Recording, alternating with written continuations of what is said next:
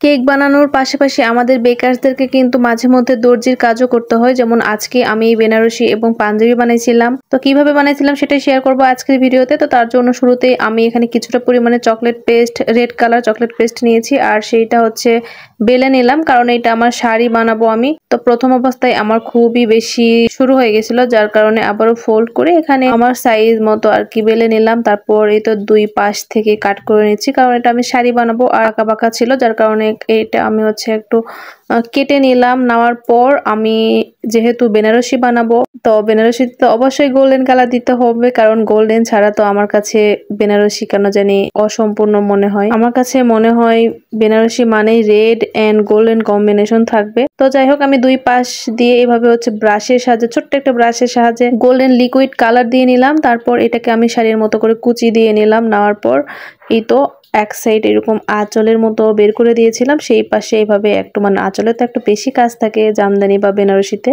যার কারণে একটু হচ্ছে বেশি গোল্ডেন লিকুইড কালার দিয়ে নিলাম। নেওয়ার পরে যে কুচিতেও ভিতরে ভিতরে একটু একটু করে প্রিন্ট করে দিয়েছি। তারপরে তো শাড়ি আমার কমপ্লিট হয়ে গেল। এরপর আমি হচ্ছে বরের জন্য এখানে পাঞ্জাবি বানাবো। জাস্ট হচ্ছে ইয়েলো কালার চকলেট পেস্ট একটু বেলে নিয়ে আমি এভাবে কেটে নিয়েছি পাঞ্জাবি শেপে। তারপরে তো রেড কালার দিয়ে একটু আমি কলার দিয়ে নিলাম, নিয়ে এই তো কলারের উপর একটু হচ্ছে গোল্ডেন কালার ব্রাশ করে দিয়ে আমার পাঞ্জাবি এবং শাড়ি দুটোই কমপ্লিট হয়ে গেল। আর এই